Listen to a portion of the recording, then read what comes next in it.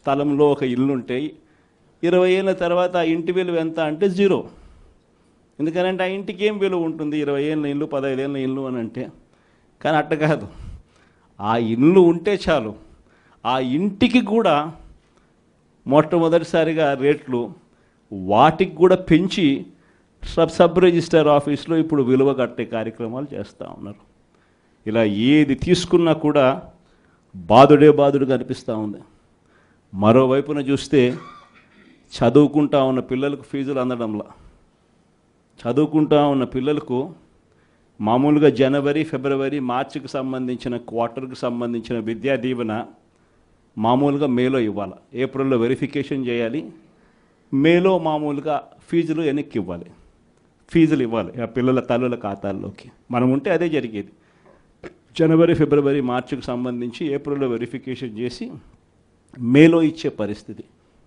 కానీ మొట్టమొదటిసారిగా every quarter, అంటే ప్రతి 3 నెలలకు ఒకసారి మన హయాంలో చదివించే తల్లిదండ్రుల ముఖంలో చిరునవ్వు చూస్తూ, ఏ పిల్లాడి చదువు కూడా ఆగిపోకుండా అడుగులు వేస్తూ ప్రతి 3 నెలలకు ఒకసారి మనం ఫీజులు ఇస్తూ ఉన్న కార్యక్రమం విద్యా దీవెన, వసతి దీవెన కింద మనం ఇస్తూ ఉంటే, ఈరోజు మొట్టమొదటిసారిగా జనవరి, ఫిబ్రవరి, మార్చి బాయ్, ఏప్రిల్, మే, జూన్ బాయ్, జూలై, ఆగస్ట్, సెప్టెంబర్ బాయ్, అక్టోబర్, నవంబర్, డిసెంబర్ బాయ్, మొత్తం 4 క్వార్టర్స్కి సంబంధించిన ఫీజులు 700 కోట్లు ఇంటూ 4 అంటే 2800 కోట్లు డ్యూ.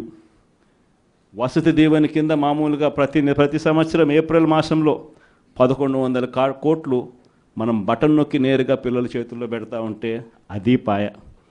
మొత్తానికి విద్యా దీవెన, వసతి దీవెన కింద 3900 కోట్ల రూపాయలు చంద్రబాబు నాయుడు గారు ప్రభుత్వం వచ్చిన తర్వాత ఫీజులు అందక మొట్టమొదటిసారిగా పిల్లలు చదువులు మానేస్తూ ఉన్న పరిస్థితి ఈరోజు కనిపిస్తూ ఉంది. మొట్టమొదటిసారిగా ఆరోగ్యశ్రీ పరిస్థితి, నెలకు 300 కోట్ల రూపాయలు ఆరోగ్యశ్రీకి వైఎస్ఆర్సీపీ హయాంలో అమలు చేస్తూ ఏకంగా 1000 ప్రొసీజర్లు ఉన్నదాన్ని 3300 ప్రొసీజర్లకు తీసుకొని పోయి ఏకంగా 25 లక్షల దాకా ప్రతి పేదవాడికి ఉచితంగా వైద్యం అందించే కార్యక్రమానికి శ్రీకారం చుట్టి గొప్పగా ఆరోగ్యశ్రీ పథకాన్ని మనం అమలు చేస్తే, ఆరోగ్యశ్రీయే కాకుండా ఆరోగ్య ఆసరా కూడా ఇస్తూ మనము చేస్తే, ఈరోజు ఆరోగ్యశ్రీకి సంబంధించి ఇప్పటికే చంద్రబాబు నాయుడు గారు ప్రభుత్వం వచ్చిన తర్వాత ఇప్పటికే ఈ 8 నెలల కాలంలోనే ఏకంగా మార్చి నుంచి తీసుకుంటే ఏకంగా 3000 కోట్ల రూపాయలు బకాయిలు ఆరోగ్యశ్రీ. ఏ పేదవాడు హాస్పిటల్కు పోలేని పరిస్థితి, ఏ పేదవాడు హాస్పిటల్కి వెళ్ళినా కూడా నెట్వర్క్ హాస్పిటల్స్లో ఈరోజు ఫ్రీగా పేదవాడికి వైద్యం చేసే పరిస్థితి ఎక్కడా లేదు. ఈరోజు వైద్య రంగానికి సంబంధించిన పరిస్థితి ఇది. వ్యవసాయ రంగానికి సంబంధించి పరిస్థితి చూస్తే ఉచిత పంటల బీమా గాలికి ఎగిరిపోయింది, ఆర్బీకే నిర్వీర్యమైపోయాయి, ఈ క్రాప్ అన్నది కనిపించడంలా. రైతు భరోసా కింద రైతులకు పెట్టుబడి సహాయం కింద మన హయాంలో రైతులకు తోడుగా ఉంటూ, రైతుకు అండగా ఉంటూ పెట్టుబడి సహాయంతో తోడుగా అందిస్తూ ఉంటే పెట్టుబడి సహాయం ఇచ్చేది పక్కకి వెళ్ళిపోయింది. ఆయన ఇస్తానన్న 20,000 రూపాయలు గాలికి ఎగిరిపోయింది. అసలు ప్రభుత్వం అంటే ఏమిటి?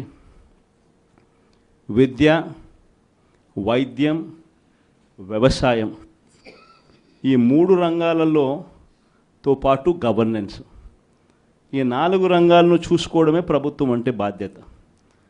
ఈ 4 రంగాల పరిస్థితి ఈరోజు ఎలా ఉందా? విద్య గాలికి ఎగిరిపోయింది, వైద్యం గాలికి ఎగిరిపోయింది, వ్యవసాయం గాలికి ఎగిరిపోయింది. ఈరోజు గవర్నెన్స్ చూద్దామనంటే రెడ్ బుక్ రాజ్యం జరుగుతూ ఉంది. ట్రాన్స్పరెంట్గా డోర్ టు డోర్ డెలివరీ జరిగే పరిస్థితి నుంచి, ఇంటి వద్దకే పాలన దగ్గర నుంచి ఈరోజు తెలుగుదేశం పార్టీ కార్యకర్తల చుట్టూ తిరగాల్సిన పాలన మళ్ళీ స్టార్ట్ అయింది. ఈరోజు జరుగుతూ ఉన్న గవర్నెన్స్. మరి ఇలాంటి నేపథ్యంలో మనం అంతా కలుస్తూ ఉన్నాం. మరి మీరే చెప్పండి, ప్రజలకు తోడుగా మనం ఉండాలి కదా, ప్రజలకు అండగా మనం నిలబడాలి కదా.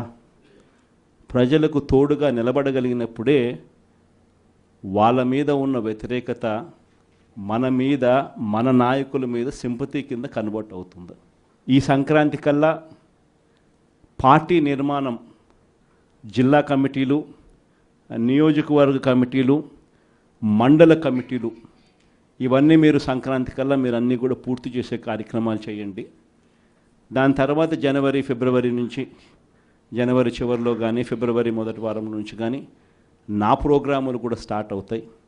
నేను కూడా జిల్లాలకు వస్తాను, నేను కూడా జిల్లాల్లోనే నిద్ర చేస్తాను. ప్రతిరోజు ఒక 2 నియోజకవర్గాలు చొప్పున కార్యకర్తలందరితో కూడా మమేకమయ్యే కార్యక్రమం చేసే కార్యక్రమానికి శ్రీకారం చుడతాను. నా ప్రోగ్రాంలో ఒకసారి స్టార్ట్ అయిన తర్వాత మండల స్థాయి నుంచి గ్రామ స్థాయి దాకా పార్టీ బలోపేతం చేసే విధంగా చర్యలు తీసుకునే కార్యక్రమానికి మనం శ్రీకారం చుడతాం. విలేజ్ కమిటీసు, బూత్ కమిటీసు, వీటిని సంబంధించి ఎలా వీటిని అన్నిటినీ కూడా బలోపేతం చేయాలి, వీటిని అన్నిటినీ ఆర్గనైజ్డ్ పద్ధతిలోకి ఎలా తీసుకుని రావాలి, సోషల్ మీడియా అన్నది ఒక బలమైన ఆయుధంగా కూడా మనం ఎలా ఉపయోగించుకోవాలి అన్నది కూడా చెప్పేటివన్నీ కూడా నేను ఎప్పుడైతే జిల్లాలకు వస్తానో అప్పుడు నా కార్యక్రమంలో ఇవన్నీ కూడా మీరు నేను అందరం కలిసికట్టుగా డిస్కస్ చేసి ఇవి గ్రామ స్థాయిలోకి పర్కులేట్ అయ్యేట్టుగా మీరు నేను అందరం కలిసి అడుగులు వేస్తాం. ఎందుకనంటే ఈరోజు మనం యుద్ధం చేసేది ఒక చంద్రబాబుతో కాదు, ఒక ఈనాడు, ఒక ఆంధ్రజ్యోతి, ఒక TV5 ఇలాంటి ఒక చెడిపోయిన ఒక సామ్రాజ్యంతో యుద్ధం చేస్తూ ఉన్నాం. వీళ్ళని ఎదుర్కోవాలి అంటే, ఆ మీడియా సామ్రాజ్యాన్ని మనం ఎదుర్కోవాలి అంటే మనకున్న ఏకైక అస్త్రం మన చేతుల్లో సెల్ ఫోన్. ప్రతి ఒక్కళ్ళం మనలో మన దగ్గర నుంచి మొదలెడితే గ్రామ స్థాయిలో ఉన్న ప్రతి విలేజ్ కమిటీ మెంబర్ దగ్గర నుంచి బూత్ కమిటీ మెంబర్ దాకా ప్రతి ఒక్కరికి కూడా వాళ్ళ ఫోన్ అనేది ఒక ఆయుధం కావాలి. మీకు గుర్తుందో లేదో, పెన్షన్ మన హయాంలో ఎన్నికల నోటిఫికేషన్ ఇచ్చే టయానికల్లా మన హయాంలో పెన్షన్లు దాదాపుగా 66,34,742 ఉంటే ఎన్నికల నోటిఫికేషన్ వచ్చే టయానికి ఈరోజు చంద్రబాబు నాయుడు గారు వచ్చే టయానికల్లా డిసెంబర్ నాటికల్లా పెన్షన్లు చూస్తే 62,81,000 తగ్గిపోయినాయి. అంటే 3,53,000 పెన్షన్లు ఇప్పటికీ కటింగ్.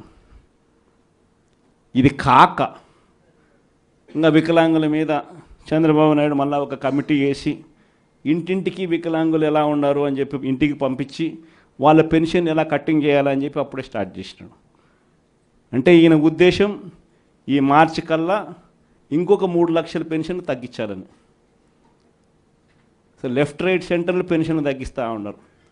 పెన్షన్ ఎవరికైతే రాకుండా పోతుందో వాళ్ళు ఫోటో తీయడం పెట్టడం, ఎందుకు నాకు పెన్షన్ ఇవ్వడంలా. అలా మా స్కూళ్ళ పరిస్థితి ఏమిటి, మా కాలేజీల పరిస్థితి ఏమిటి, మా ఊరిలో ఉన్న హాస్పిటళ్ళ పరిస్థితి ఏమిటి అని ప్రతి